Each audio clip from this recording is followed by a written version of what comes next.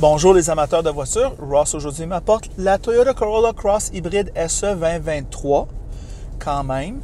C'est un véhicule que je pense que beaucoup de Québécois regardent avec intérêt. Alors on va en parler, mais d'abord un petit aperçu. La Toyota Corolla Cross est un multisegment sous-compact conçu pour ceux qui passent d'une Corolla à un multisegment maintenant si familier. Le Corolla Cross Hybrid est disponible en deux versions. Ce modèle à l'écran base SE coûte 37 000 $ et la XSE coûte 40 000 $. Tout ça plus les taxes.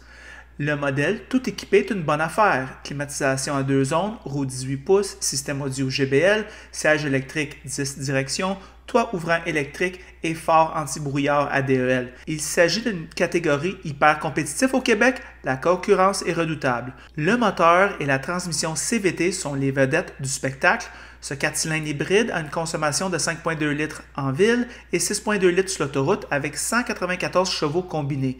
Tous les hybrides Cross Sport sont traction intégrale. À cet égard, Cross Hybride est la plus puissante de la catégorie et la plus économe de la catégorie. Le moteur, cependant, est bruyant. À l'intérieur, le SE est très de base avec beaucoup de plastique dur. Il est utilitaire et spacieux pour les passagers avant uniquement. L'espace au siège arrière est très compromis.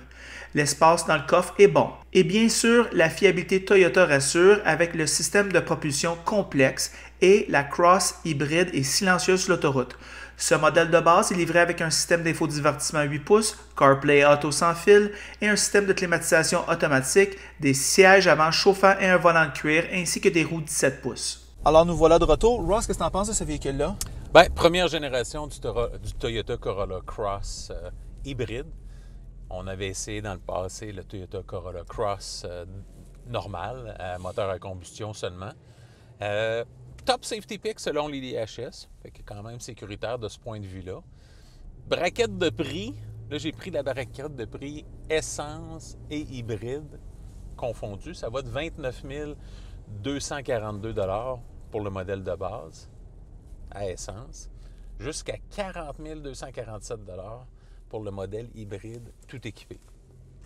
Notre modèle d'essai, 36 584 $ comme on a en ce moment. Bien, les pots, l'économie de carburant qui est au rendez-vous, ça, il n'y a pas de doute. Technologie que Toyota maîtrise bien là, au niveau de l'hybridation.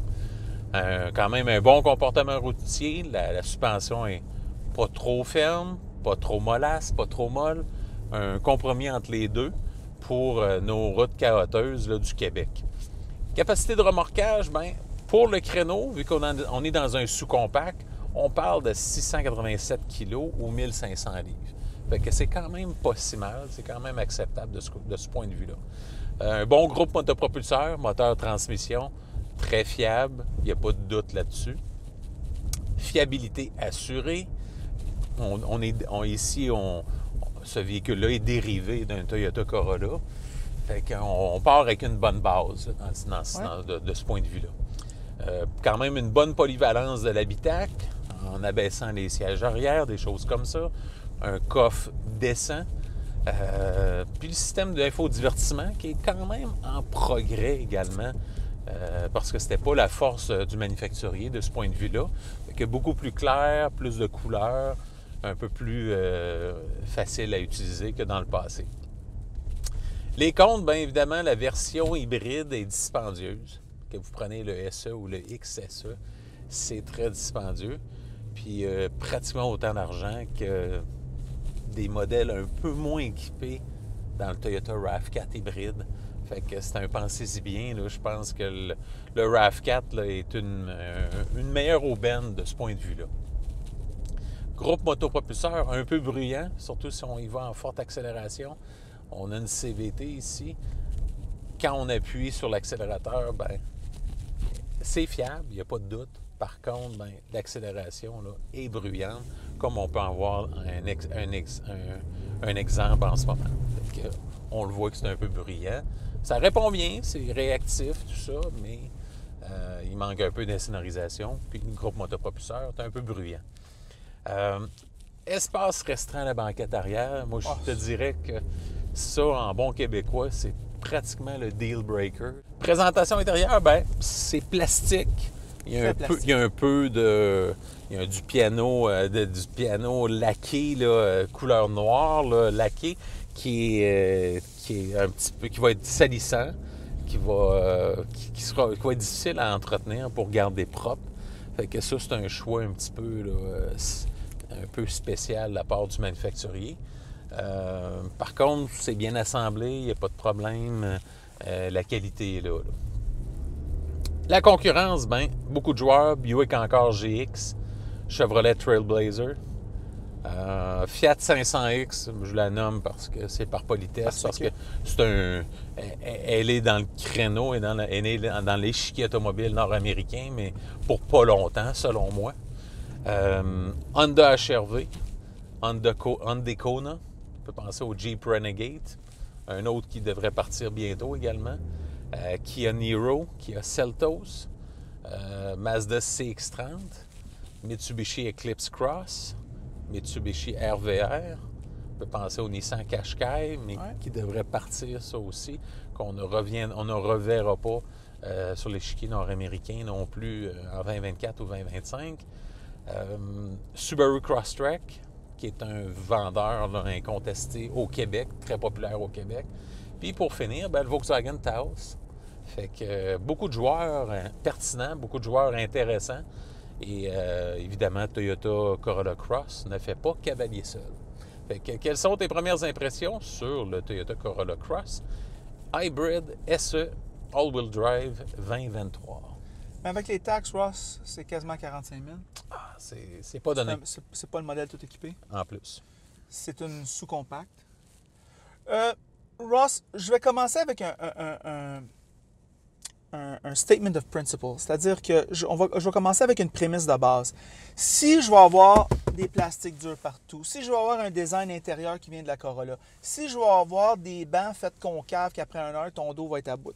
Si je vais faire toutes ces choses-là, si j'ai tout ça, mais si le véhicule est capable de me livrer l'économie d'essence, la fiabilité, l'espace, je vais être content. Moi, j'ai la misère avec la banquette arrière, Ross. Je vais dire, comme que tu as dit, c'est un deal breaker. Pour moi, en tout cas, c'est un deal breaker à ce prix-là. Je peux pas... j'ai pas de beau style extérieur comme le CHR. J'ai pas le bas prix du CHR. J'ai pas à rien de ces choses-là. J'acquiesce que j'ai une belle grosse valise. Ici en avant, on est très bien. Mais mon Dieu, en arrière, c'est poche. Je te dirais, Ross, que moi, je ressens pas mon argent ici à 37 000 quelque chose. Je dis ça, la motorisation va nous faire sauver de l'argent. Faut en tenir compte. Cependant, moi, je suis écœuré de dire ça. Je suis écœuré d'acheter un hybride puis avoir à sortir la calculatrice puis voir dans 10 ans, je vais avoir sauvé l'argent versus le modèle à gaz. J'ai hâte que ça soit juste un bon deal, point final. Le moteur Ross est performant. Je suis sûr qu'il est excessivement fiable. La puissance est au rendez-vous. Mais mon Dieu, que c'est pas raffiné dans son fonctionnement. Non, c'est rugueux comme... C'est rugueux comme... Alors, il y a ça. Ross, je vais monter ça à 100 km/h. Je pense qu'on a une insonorisation correcte. Moi, je suis très satisfait. Quand on est en vitesse de croisière, ça se fait... C'est quand même impressionnant pour la shape. Le style extérieur, on peut certainement pas dire que c'est le plus beau dans la catégorie. Non. Moi, je te dirais...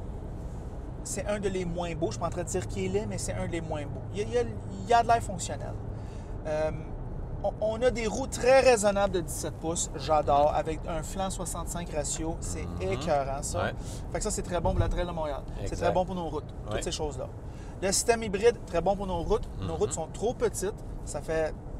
Depuis que je suis venu au monde, ils n'ont pas agrandi les routes. Non. Puis la population a presque doublé. Alors, qu'est-ce que vous pensez qui va arriver? Du trafic sur l'autoroute. Exactement. Alors, c'est pas juste à Montréal. C'est à Laval, c'est à Brossard, c'est ça à 30, c'est ça à 15, c'est ça à 40 à s'en aller vers l'Assomption, c'est ça en allant à Rigaud. Toutes ces affaires-là, mais on stop and go. Si t'es moindrement dans une heure de pointe, c'est du stop and go. Le système hybride, merveilleux pour ça. OK? Parce qu'aussitôt que tu relâches la pédale, la voiture, elle récupère son énergie. Aussitôt que tu freines un peu, la voiture, elle récupère son énergie. Alors, très winner à ce niveau-là. Cette motorisation-là, vraiment fait pour le Québec. Et je le dis depuis des années. Alors, ça cet aspect-là est couvert. Ross, moi, je te dirais que à défaut d'être luxueux, mon Dieu que c'est simple à utiliser tout ça, cette affaire-là. Oui, tout à fait. C'est très, très Vraiment bien. épuré. Là, C'est très bien. Oui. J'ai aucune plainte à ce niveau-là. J'ai voulu trouver le volant chauffant, boum. Siège chauffant, boum. Prise USB-C, boum. La température, boum. Pas 2 ondes, soit dit en passant, c'est un peu décevant. On s'attendait à ça, à 37 000 Ouais. Et puis, mais ceci étant dit, les aides à la conduite Toyota, je les ai essayés plusieurs fois, ils vont très bien. Alors ça vient standard. Ça, c'est vraiment une valeur ajoutée de la part de Toyota. La visibilité, elle est excessivement bonne ici, Ross. Moi, je dois dire que je suis très, très, très content de la visibilité. Très bon, surtout les gens qui achètent. Souvent, les gens qui achètent ce genre de véhicule-là, c'est leur premier multisegment, souvent. Ouais. Et des fois, tu sais, les angles, qu'est-ce qui se passe, sont un petit peu nerveux. Bonne visibilité dans ce véhicule-là. Ross, un produit compétent de Toyota, un produit que je recommande facilement à l'achat et à la location, mais je te dirais peut-être à la location. Surtout si vous n'avez pas l'intention de l'acheter à la fin, il y a peut-être d'autres rivaux qui sont un petit peu plus intéressants. En location, là, il y a plus de concurrence. Moi, c'est sûr que j'embarque dans une tasse tout de suite. Ouais. J'aurais pas la même économie d'essence, par contre, il faut dire. Mais cependant, la fiabilité Toyota mondiale, dans ce créneau-là, c'est tellement important la fiabilité. On oublie. 40 000 pour quelqu'un qui gagne 60, 70, 80 000 par année, c'est énorme. Ouais. Puis tu peux pas avoir de surprise au garage, là, parce que là, tu fuck le budget d'aplomb. Exact. Alors, on le mentionne. Je sais que ça fait un petit peu père de famille qui fait la morale, mais c'est un aspect finance personnelle aussi qui est quand même qui vaut la peine d'être noté. Ross, tes pensées finales sur le véhicule? Bien évidemment, un peu comme toi, pas de restriction à l'achat à court, moyen et long terme. En location, pas de restriction non plus. Par contre, là, il y a plus de joueurs disponibles en location pour une courte durée là, de 3-4 ans.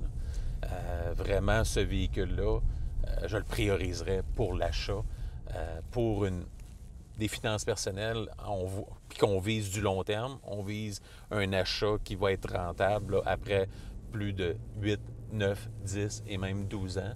Fait que de ce point de vue-là, le Toyota marque dans le mille. Tu sais, Ross, on parlait hors caméra, on disait, mon Dieu, l'acheteur de ce véhicule-là, qui crache donc quelques petits 1000 $ de plus pour avoir l'équivalent équipement dans le RAV4 hybride, puis ça va être ça.